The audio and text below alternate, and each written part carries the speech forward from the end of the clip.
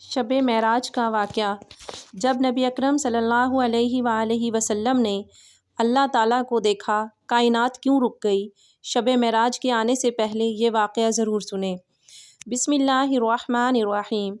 واقعہ معراج اللہ تعالیٰ کی قدرت کی نشانیوں میں سے ایک نشانی ہے، جو چشم زدن میں بظاہر رونما ہوا، لیکن حقیقت میں اس میں کتنا وقت لگا یہ اللہ تعالیٰ اور اس کے رسول صلی اللہ علیہ وآلہ وسلم بہتر جانتے ہیں۔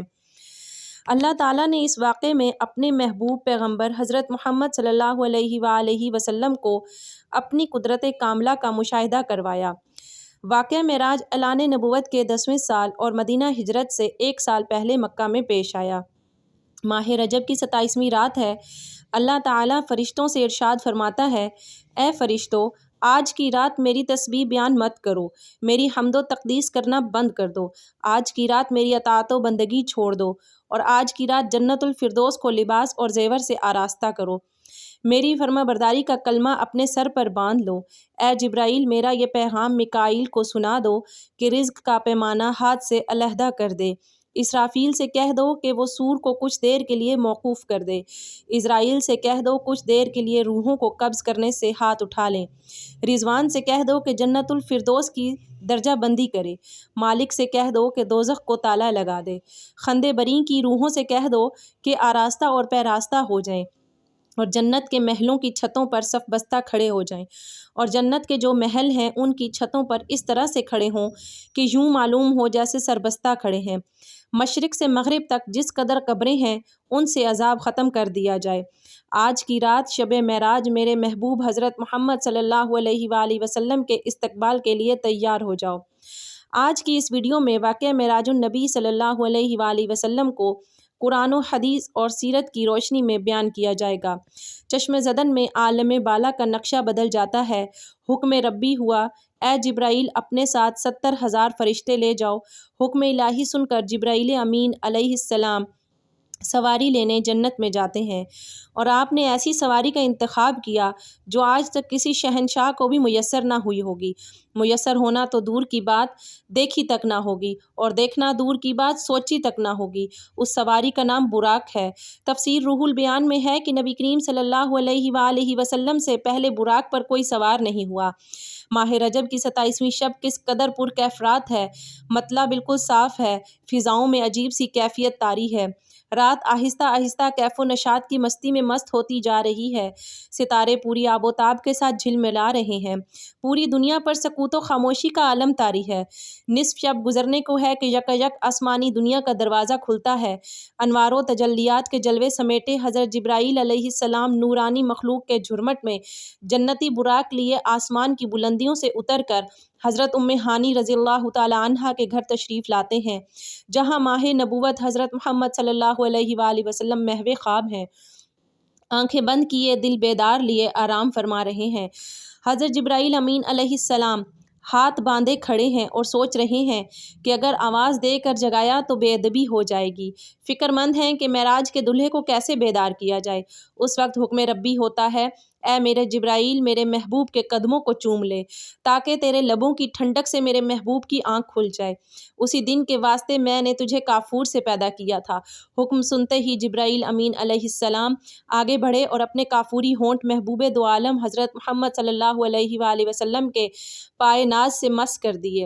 یہ منظر بھی کس قدر حسین ہوگا جب جبرائیل امین علیہ السلام نے فخر کائنات حضرت محمد صلی اللہ علیہ وآلہ وسلم کے قدموں کو بوسہ دیا۔ حضرت جبرائیل امین علیہ السلام کے ہونٹوں کی ٹھنڈک پا کر حضور نبی اکرم صلی اللہ علیہ وآلہ وسلم بیدار ہوتے ہیں اور دریافت کرتے ہیں: اے جبرائیل، کیسے آنا ہوا؟ عرض کرتے ہیں: یا رسول اللہ صلی اللہ علیہ وآلہ وسلم، خدائے بزرگ و برتر کی طرف سے بلاوے کا پروانہ لے کر حاضر ہوا ہوں۔ یا رسول اللہ صلی اللہ علیہ وآلہ وسلم، اللہ تعالیٰ آپ کی ملاقات کا مشتاق ہے۔ حضور نبی کریم صلی اللہ علیہ وآلہ وسلم تشریف لے چلیے۔ زمین سے لے کر آسمانوں تک ساری گزرگاہوں پر مشتاق دید کا ہجوم ہاتھ باندھے کھڑا ہے۔ معراج نبوت میں یہ بات درج ہے، چنانچہ آپ نے سفر کی تیاری شروع کی۔ اس موقع پر حضرت جبرائیل امین علیہ السلام نے آپ کا سینہ مبارک چاک کیا اور دل کو دھو دیا۔ حضور نبی کریم صلی اللہ علیہ وآلہ وسلم کا ارشاد گرامی ہے کہ میرے پاس ایک آنے والا آیا اور اس نے میرا سینہ چاک کیا، سینہ صاف کرنے کے بعد میرا دل نکالا، پھر میرے پاس سونے کا ایک تشت لایا گیا جو ایمان و حکمت سے لبریز تھا، اس کے بعد میرے دل کو دھویا گیا، پھر وہ ایمان و حکمت سے لبریز ہو گیا، اس قلب کو سینہ اقدس میں اس جگہ پر رکھ دیا گیا۔ بخاری شریف کی جلد نمبر اول میں صفحہ نمبر 568 پر یہ بات درج ہے۔ مسلم شریف کی بات کی جائے تو جلد اول صفحہ نمبر 92 پر یہ بات ہے کہ مسلم شریف میں ہے کہ حضرت جبرائیل علیہ السلام نے سینہ صاف کرنے کے بعد قلب مبارک کو زمزم کے پانی سے دھویا اور سینہ مبارک میں رکھ کے سینہ بند کر دیا۔ حضرت جبرائیل امین علیہ السلام فرماتے ہیں کہ قلب ہر قسم کی کجی سے پاک اور بے عیب ہے، اور اس میں 2 آنکھیں ہیں جو دیکھتی ہیں اور 2 کان ہیں جو سنتے ہیں۔ یہ فتح الباری کی روایت ہے، جلد نمبر 13 صفحہ نمبر 610 پر۔ سینہ اقدس کے شک کیے جانے میں کئی حکمتیں ہیں، جن میں ایک حکمت یہ ہے کہ قلب اطہر میں ایسی قوت قدسیہ شامل ہو جائے جس سے آسمانوں پر تشریف لے جانے اور عالم سماوات کا مشاہدہ کرنے، بالخصوص دیدار الہی کرنے میں کوئی دقت اور دشواری پیش نہ آئے۔ پھر آپ صلی اللہ علیہ وآلہ وسلم کے سر انور پر عمامہ باندھا گیا۔ علامہ کاظمی رحمۃ اللہ تعالیٰ علیہ فرماتے ہیں، شب معراج حضرت محمد صلی اللہ علیہ وآلہ وسلم کو جو عمامہ شریف پہنایا گیا، وہ عمامہ مبارک حضرت آدم علیہ السلام کی پیدائش سے 7000 سال پہلے کا تیار کیا ہوا تھا۔ 40,000 ملائکہ اس کی تعظیم و تکریم کے لیے اس کے ارد گرد کھڑے تھے۔ حضرت جبرائیل علیہ السلام نے سرور کونین حضرت محمد مصطفیٰ صلی اللہ علیہ وآلہ وسلم کو نور کی ایک چادر پہنائی، زمرد کی نالین مبارک پاؤں میں زیب تن فرمائی، یاقوت کے کمر باندھا۔ یہ بھی معراج نبوت صفحہ نمبر 601 پر بات درج ہے۔ حضور صلی اللہ علیہ وآلہ وسلم نے براق کا حلیہ بیان کرتے ہوئے ارشاد فرمایا، 3 سرخ یاقوت کی مانند چمک رہا تھا، اس کی پشت پر بجلی گونجتی تھی، ٹانگیں دم مرجان، سر اور اس کی گردن یاقوت سے بنائی گئی تھی، بہشت زین اس پر کسی ہوئی تھی، جس کے ساتھ سرخ یاقوت کے 2 رکاب آویزاں تھے، اس کی پیشانی پر لا الہ الا اللہ محمد الرسول اللہ لکھا ہوا تھا۔ چند لمحوں کے بعد وقت بھی آ گیا کہ سرور کونین حضرت محمد صلی اللہ علیہ وآلہ وسلم براق پر تشریف فرما ہو گئے۔ حضرت جبرائیل علیہ السلام نے رکاب تھام لی، حضرت میکائیل نے لگام پکڑ لی، حضرت اسرافیل علیہ السلام نے زین کو سنبھالا۔ حضرت امام کاظمی رحمۃ اللہ تعالیٰ علیہ فرماتے ہیں، یہ معراج کی رات 80,000 فرشتے حضور صلی اللہ علیہ وآلہ وسلم کے دائیں طرف اور 80,000 بائیں طرف تھے۔ فضا فرشتوں کی درود و سلام کی صداؤں سے گونج اٹھی اور آقائے نامدار حضرت محمد صلی اللہ علیہ وآلہ وسلم درود و سلام کے گونج میں سفر معراج کا آغاز کرتے ہیں۔ اس واقعے کو قرآن مجید میں اللہ تعالیٰ نے اس طرح بیان فرمایا ہے کہ وہ ذات اور نقص اور کمزوری سے پاک ہے، جو رات کے تھوڑے سے حصے میں اپنے محبوب اور مکرم بندے کو مسجد حرام صرف مسجد اقصیٰ تک لے گئی، جس کے گرد و نواح کو ہم نے بابرکت بنا دیا تاکہ ہم اس بندے کامل کو اپنی نشانیاں دکھائیں۔ سورۃ البنی اسرائیل کی آیت کا ترجمہ بھی بیان کیا گیا ہے۔ آپ صلی اللہ علیہ وآلہ وسلم نہایت شان و شوکت سے ملائکہ کے جلوس میں مسجد حرام سے مسجد اقصیٰ کی طرف روانہ ہوتے ہیں۔ یہ گھڑی کس قدر دل نواز تھی کہ جب مکان سے لامکان تک نور ہی نور پھیلا ہوا تھا، سواری بھی نور تو سوار بھی نور، باراتی بھی نور تو دلہا بھی نور، میزبان بھی نور تو مہمان بھی نور، نور یوں کہ یہ نوری بارات فلک بوس پہاڑوں، بے آب و بیاں ریگستانوں، گھنے جنگلوں، چٹیل میدانوں اور سرسبز و شاداب وادیوں پر پرخطر ویرانوں پر سے سفر کرتی ہوئی وادی بسا میں پہنچتی ہے، جہاں بے شمار درخت ہیں۔ حضرت جبرائیل علیہ السلام عرض کرتے ہیں کہ حضور یہاں اتر کر 2 رکعت نفل ادا کیجیے، یہ آپ کی ہجرت گاہ مدینہ طیبہ ہے۔ نفل کی ادائیگی کے بعد سے پھر سفر شروع ہوتا ہے۔ راستے میں ایک سرخ ٹیلہ آتا ہے جہاں حضرت موسیٰ علیہ السلام کی قبر ہے۔ حضور صلی اللہ علیہ وآلہ وسلم اس موقع پر ارشاد فرماتے ہیں کہ معراج کی رات میں سرخ ٹیلے سے گزرا تو میں نے دیکھا کہ وہاں موسیٰ علیہ السلام کی قبر ہے اور وہ اپنی قبر میں کھڑے ہو کر نماز پڑھ رہے ہیں۔ پھر دیکھتے ہی دیکھتے بیت المقدس بھی آ گیا، جہاں قدسیوں کا جمع غفیر سلامی کے لیے موجود ہے، علماء خوش آمدید کہنے کے لیے، اور تقریباً 1,24,000 انبیاء اور مرسلین استقبال کے لیے بے چین اور بے قرار کھڑے تھے۔ حضور نبی کریم صلی اللہ علیہ وآلہ وسلم اس مقام پر تشریف فرما ہوئے جسے باب محمد صلی اللہ علیہ وآلہ وسلم کہا جاتا ہے۔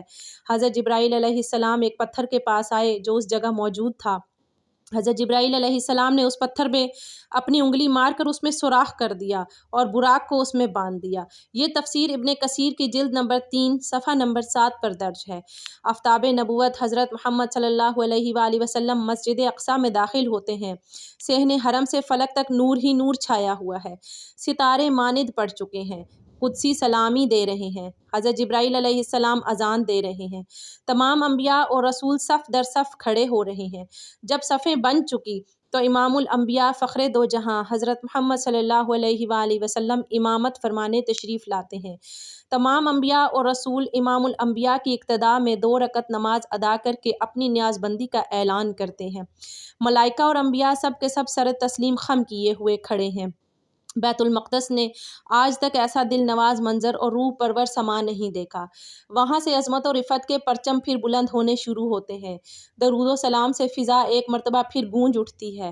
سرور کونین حضرت محمد صلی اللہ علیہ وآلہ وسلم نوری مخلوق کے جھرمٹ میں آسمان کی طرف روانہ ہوتے ہیں، اور یہاں سے پھر وہ واقعہ معراج شروع ہوتا ہے، یہاں سے وہ پھر معاملہ شروع ہوتا ہے۔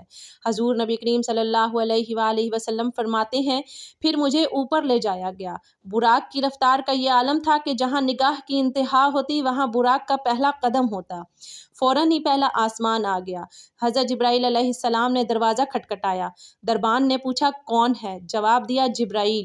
دربان نے پوچھا تمہارے ساتھ کون ہے؟ حضرت جبرائیل علیہ السلام نے کہا حضرت محمد صلی اللہ علیہ وآلہ وسلم۔ دربان نے کہا مرحبا، دروازے انہی کے لیے کھولے جائیں گے۔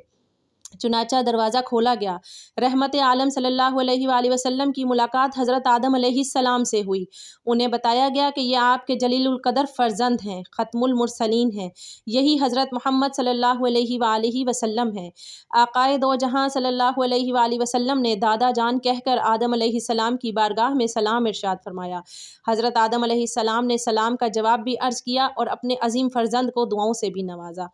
اس کے بعد مہمان عرش حضور پر نور صلی اللہ علیہ وآلہ وسلم کو دوسرے آسمان کی طرف اٹھایا گیا۔ پہلے آسمان کی طرح بواب نے دوسرے آسمان کا بھی دروازہ کھولا۔ یہاں حضور صلی اللہ علیہ وآلہ وسلم کی سیدنا عیسیٰ علیہ السلام اور یحییٰ علیہ السلام سے ملاقات ہوئی۔ اس یادگار ملاقات اور آسمان کے ملکوتی مشاہدات کے بعد آپ صلی اللہ علیہ وآلہ وسلم کو تیسرے آسمان کی طرف اٹھایا گیا۔ تیسرے آسمان پر حضور صلی اللہ علیہ وآلہ وسلم کی ملاقات سیدنا یوسف علیہ السلام سے کرائی گئی۔ تیسرے آسمان کے مشاہدات نورانی کے بعد حضور صلی اللہ علیہ وآلہ وسلم کے چوتھے آسمان پر پہنچایا گیا۔ چوتھے آسمان پر تاجدار کائنات صلی اللہ علیہ وآلہ وسلم کی ملاقات حضرت ادریس علیہ السلام سے کرائی گئی۔ اسی طرح حضور صلی اللہ علیہ وآلہ وسلم سفر معراج طے کرتے ہوئے 5ویں آسمان پر پہنچے تو وہاں حضرت ہارون علیہ السلام سے ملاقات ہوئی۔ چھٹے آسمان پر حضور صلی اللہ علیہ وآلہ وسلم کی سیدنا موسیٰ علیہ السلام سے ملاقات ہوئی۔ حضرت موسیٰ علیہ السلام کی چشمان مقدس اشکبار ہو گئیں۔ حضور صلی اللہ علیہ وآلہ وسلم کی عظمت اور رفعت کو دیکھ کر رشک کے آنسو چھلک پڑے۔ آپ کی زبان اقدس سے بے اختیار نکلا کہ خدائے بزرگ و برتر کے یہ وہ برگزیدہ رسول ہیں جن کی امت کو میری امت پر شرف عطا کیا گیا۔ میری امت پر جسے بزرگی عطا ہوئی ہے وہی رسول برحق ہیں جن کی امت کو میری امت کے مقابلے میں کثرت کے ساتھ جنت میں داخل کیا گیا۔ مہمان ذی چشم حضور رحمت عالم صلی اللہ علیہ وآلہ وسلم کی ملاقات 7ویں آسمان پر حضرت ابراہیم علیہ السلام سے ہوئی۔ اس کے بعد حضرت محمد صلی اللہ علیہ وآلہ وسلم جو تخلیق میں واحد ہستی ہیں، جبرائیل امین کے ساتھ سدرۃ المنتہا تک سفر کیا۔ اس مقام پر اللہ تعالیٰ نے انسانوں کو 5 نمازوں کا تحفہ عنایت کیا۔ معراج کا واقعہ جس رات پیش آیا اس رات رسول اللہ صلی اللہ علیہ وآلہ وسلم اپنی چچا زاد بہن ام ہانی کے گھر مقیم تھے۔ آپ نے یہ بات لوگوں کو بتائی تو سب نے اسے ہلکا لیا اور مشرکین طعنہ دینے لگے کہ رسول اللہ راتوں رات آسمان گئے ہیں۔ سب نے تردید کی، پر جب لوگوں نے حضرت ابوبکر کو اس واقعے کے متعلق آگاہ کیا تو ابوبکر نے فوراً تصدیق کرتے ہوئے کہا کہ کیا یہ بات رسول اللہ نے بتائی ہے؟ لوگوں نے کہا ہاں بالکل۔ ابوبکر نے کہا رسول اللہ نے بتائی ہے تو پھر سچ ہے۔ حضرت ابو بکر کی اس بات نے رسول اللہ کو بہت متاثر کیا اور آپ صلی اللہ علیہ وآلہ وسلم نے حضرت ابو بکر کو صدیق کا لقب دیا۔ مکہ کا ایک شخص جو شام اور فلسطین زیادہ سفر کیا کرتا تھا آیا اور بولا، اگر آپ واقعی راتوں رات مسجد اقصیٰ اور پھر آسمانوں میں گئے ہیں تو مجھے مسجد اقصیٰ کا پتہ ہے، میں آپ سے سوالات پوچھتا ہوں، آپ جواب دیں۔ پھر اس شخص نے رسول اللہ صلی اللہ علیہ وآلہ وسلم سے مسجد اقصیٰ اور اس کے خد و خال کے متعلق بے شمار سوالات کیے اور رسول اللہ نے سب کے ٹھیک ٹھیک جوابات دیے۔ اس شخص نے رسول اللہ کے تمام جوابات کو درست قرار دیا۔ رسول اللہ صلی اللہ علیہ وآلہ وسلم نے اللہ سے پردے میں بات کرنے کا شرف حاصل کیا جو اور کسی کو حاصل نہیں ہوا۔ کائنات کی اس افضل ترین رات میں اللہ تعالیٰ نے حضرت محمد کو 50 نمازیں بطور تحفہ دیں، جن کی تعداد بعد میں کم کر کے 5 کر دی گئی۔ اللہ پاک ہمیں دین کا پیروکار بنائے اور ہمیں حضور نبی اکرم صلی اللہ علیہ وآلہ وسلم کے نقش قدم پر چلنے کی توفیق عطا فرمائے اور ہمارا خاتمہ ایمان پر فرمائے، آمین۔